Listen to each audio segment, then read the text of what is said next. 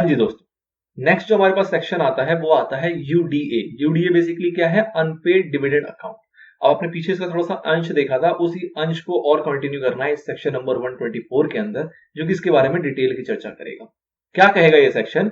ये कहता है कि अगर कोई भी डिविडेंड ऐसा है जो किसी भी रीजन से अनपेड रह गया। अब अनपेड के रीजन बेसिकली क्या हो सकते हैं? तो एक एग्जांपल देता हूं आपको कि सपोज करो जो हमारे मेंबर है उसने कहा था कि भैया हमारे इस बैंकर को हमारी डिविडेंड की जो अमाउंट होगी वो आप क्रेडिट कर देना।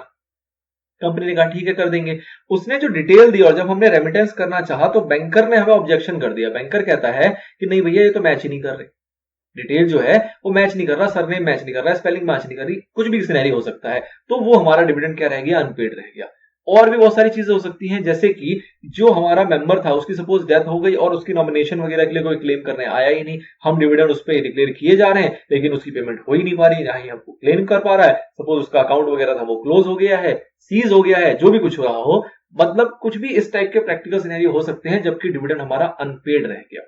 तो उसको लेके क्या रूल बनाया जाता है कि भैया या तो अनपेड हो या तो अनक्लेम्ड हो, मतलब आपने पे नहीं कर पा रहे हो या सामने वाला क्लेम करने नहीं आ पा रहा है, जो भी सिनेरियो हो, आपको उन सारे पैसों को एक सेपरेट अकाउंट में ट्रांसफर कर देना है जिसका नाम है अनपेड डिविडेंड अकाउंट। मतलब कि अगर पेड नहीं हुआ या फिर क्लेम नहीं हुआ कितने दिनों के अंदर, तो आपने पीछे देखा टाइम कितना मिला है? 30 दिन का। अगर 30 दिन के अंदर आप पे नहीं कर पाए या सामने वाला क्लेम नहीं कर पाता तो 30 दिन के खत्म होने के बाद अगले 7 दिनों के अंदर अंदर उस पैसे को आपको ट्रांसफर कर देना है। कहां पे?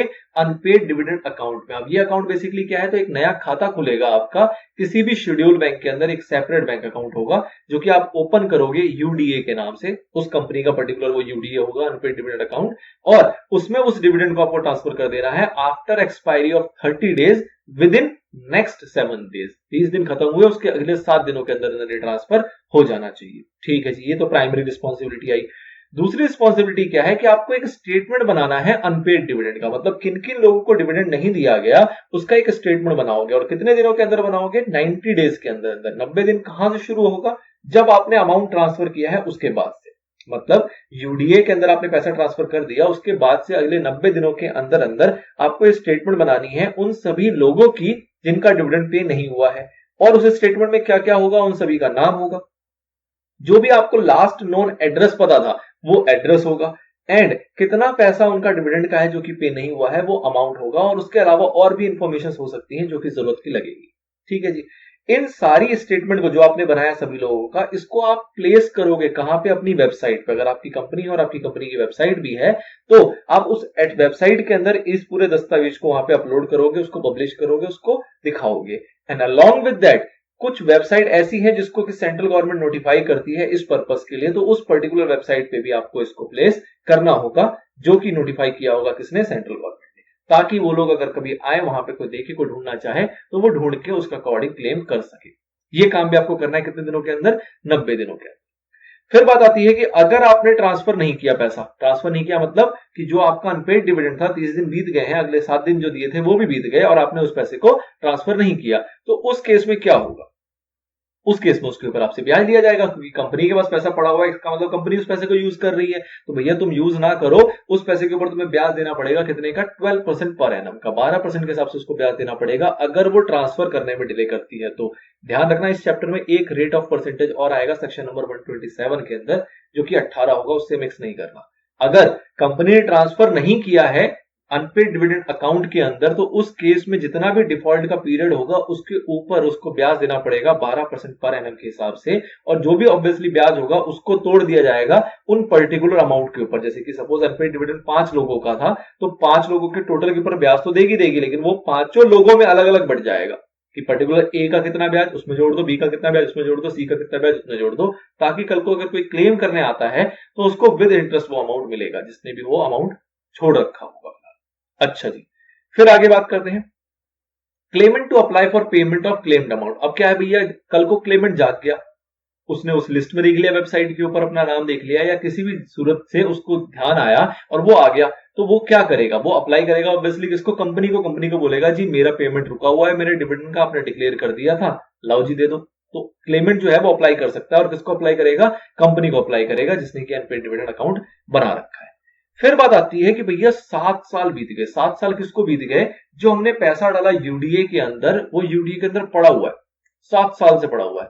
अब और भी हमने फर्दर टाइम में डिविडेंड डिक्लेयर किया, वैसी सीन चला कि भैया डिविडेंड डिक्लेयर किया, बंदा आया नहीं, अनपेड डिविडेंड अकाउंट में गया, 7 साल तक पड़ा रहा। तो ऐसा जो भी पैसा जो अनपेड डिविडेंड अकाउंट में या फिर अनक्लेम्ड रहेगा, कितने सालों तक? 7 सालों तक कॉन्टिन्यूअसली, उन सभी पैसे को अलॉन्ग विद इंटरेस्ट आपको ट्रांसफर करना होता है आईईपीएफ के अंदर, investor education and protection fund के अंदर।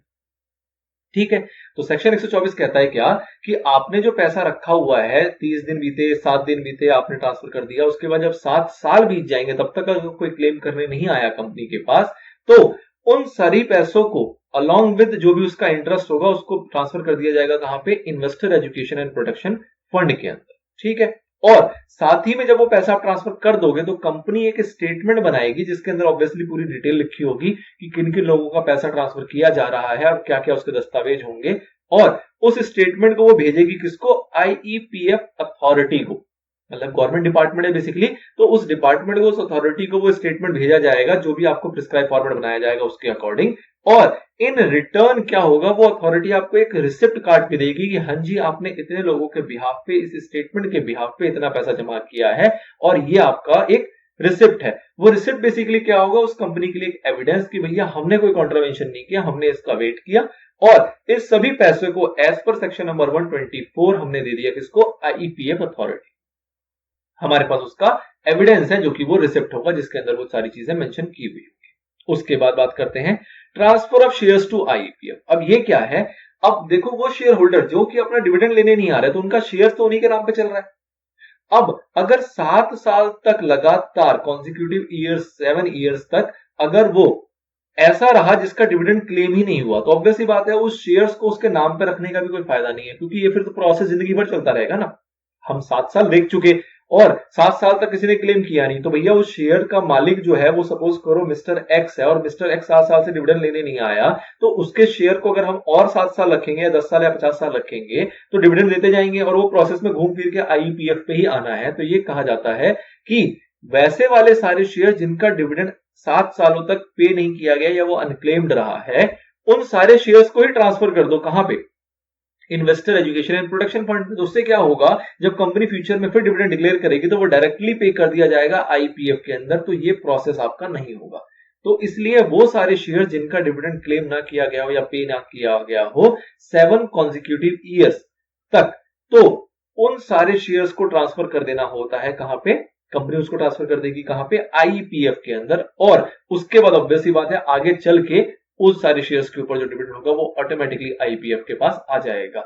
जब वो शेयर्स को ट्रांसफर करेगी तो इस शेयर्स के रिगार्डिंग जो भी डिटेल्स होती है कि किन किन के शेयर्स हैं, क्या उनके दस्तावेज है, क्या उनके आईडी वगैरह, क्या प्रूफ वगैरह है, वो सारी चीजें उनको दे दिया जाएगा। ओके, फिर बात आती है, अगर ये जो 7 साल का हमारा कॉन्टिन्यूअस पीरियड है, सपोज करो कोई ऐसा था जो 4 साल तक इसने क्लेम नहीं किया, 5वें साल क्लेम करने आ गया, फिर 6 साल तक क्लेम नहीं किया, फिर 7वें साल क्लेम करने आ गया, ऐसे भी पर्सन हो सकते हैं। तो अगर कोई भी व्यक्ति ऐसा है जो बिल्कुल 7 सालों के बीच में कभी भी आया हो, एक बार भी आके क्लेम करके गया हो, तो वैसे व्यक्ति के शेयर्स को ट्रांसफर नहीं किया जाएगा। मतलब कि 7 कॉन्सिक्यूटिव कंटिन्यूअस ईयर्स होने चाहिए, बीच में अगर कोई 6 साल के गैप पे भी एक बार आ जाता है ना, तो उसके शेयर्स को आपको ट्रांसफर करने की जरूरत नहीं है, उसको आप आईपीएफ में ट्रांसफर नहीं करोगे। 7 लगातार होने चाहिए हमारे पास।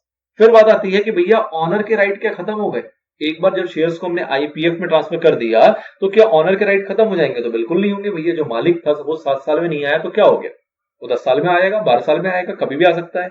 अगर वो फ्यूचर में कभी आता है, 8 साल, 10 साल, 12 साल के बाद कभी आता है, तो वो क्या करेगा? वो इंटाइटल है कि वो रिक्लेम कर सकता है अपने सारे शेयर्स को। जो तुम शेयर्स लेके बैठ गए हो आईपीएफ वालों, वो शेयर्स हमें वापस दो। तो वो क्या करेगा? वो अप्लाई करेगा, उसका एक प्रिस्क्राइब प्रोसीजर बताया गया है जिसके थ्रू वो अप्लाई करेगा किसको? आईपीएफ अथॉरिटी को। उनको बोलेगा भैया ये एप्लीकेशन है, वो उसको वेरीफाई करेगी सारी चीजें, क्योंकि उसके पास डिटेल्स होंगी जो उसने कंपनी से ली थी, और उसके बेसिस पे वो सब कुछ करने के बाद उसको री अलॉट कर देगी, उसके शेयर्स उसके पास वापस चले जाएंगे। फिर बात आती है, अगर कॉन्ट्रावेंशन होता है इसके अंदर तो क्या होगा, पनिशमेंट क्या मिलेगी? तो बात करते हैं कंपनी के ऊपर। अगर कंपनी कंप्लाई नहीं कर पाती, कंप्लाई नहीं करने का मतलब क्या हुआ कि वो अनपेड डिविडेंड अकाउंट को नहीं मेंटेन कर पाई है, 124 के जितने प्रोविजंस थे उसको ट्रांसफर करना था, जो भी कुछ था 124 के जो भी प्रोविजंस थे उसको अगर कंप्लाई नहीं कर पाए तो उसके अंदर क्या होगा? पेनल्टी लगेगी कम से कम 5 लाख रुपए और मैक्सिमम जाएगा ये 25 लाख रुपए तक। किसके ऊपर? कंपनी के ऊपर। बात करते हैं ऑफिसर इन डिफॉल्ट की, तो उसके ऊपर पनिशेबल होगा जो कि मिनिमम है 1 लाख रुपए और मैक्सिमम जाएगा कहां तक, 5 लाख रुपए तक। तो ये तो बात होगी पनिशमेंट की। अब ये बहुत ही बेहतरीन तरीके से इसी सारे मैटर को यहाँ चार्ट के अंदर बताया गया है। चार्ट जरा आप देख लो। सबसे पहले डिविडेंड डिक्लेयर किया गया, 30 दिन में पे करना था, dividend not paid not claimed रहा, तो 7 दिन के अंदर उसको हमने डिपॉजिट कर दिया अनपेड डिविडेंड अकाउंट या फिर अनक्लेम्ड डिविडेंड अकाउंट में किसी भी शेड्यूल बैंक के अंदर। ठीक है जी। अगर ऐसा नहीं किया जाएगा तो इंटरेस्ट दिया जाता है 12% पर एनम के हिसाब से from the date of default, जब डिफॉल्ट हुआ उससे आपको काउंट करना है और 12% के हिसाब से आपको ब्याज देना पड़ेगा। 90 दिनों के अंदर अंदर कहा गया एक स्टेटमेंट बनाना है जिसके अंदर नाम होना चाहिए, लास्ट नोन एड्रेस होना चाहिए, जो भी एड्रेस आपके रिकॉर्ड में मौजूद है, और कितना अनपेड डिविडेंड अकाउंट है वो होना चाहिए। और इस स्टेटमेंट को आप वेबसाइट पे दिखाओगे अपनी कंपनी के। अलॉन्ग विद दैट वो वेबसाइट जो कि गवर्नमेंट ने नोटिफाई कर रखा है, सेंट्रल गवर्नमेंट ने नोटिफाई कर रखा है, उसमें भी इसको प्लेस करोगे। 7 साल बीत गया, आपका अनपेड डिविडेंड अकाउंट पड़ा रहा, तो उसको आपको ट्रांसफर कर देना है कहां पे, आईईपीएफ में, जिसके अंदर आप अनपेड अनक्लेम्ड डिविडेंड अमाउंट भी डालोगे, अलॉन्ग विद दैट जो भी उसके ऊपर का इंटरेस्ट होगा उसको जोड़ते हुए सारे पैसे को भेज दोगे आईईपीएफ के बाद। तो ये प्रैक्टिकल सिनेरियो था जो कि स्टेप बाय स्टेप आपको समझ में आया, जो कि सेक्शन 124 बात करता है, जो कि शुरू हुआ 123 ने जहां छोड़ा उसके बाद से 124 ने कंटिन्यू किया। अब 124 ने छोड़ा आपको आईपीएफ पे लाके, तो अब आईपीएफ से रिलेटेड प्रोविजन जो है वो आएंगे आपके सेक्शन नंबर 125 के अंदर, जो कि हमारा नेक्स्ट पार्ट में डील किया जाएगा।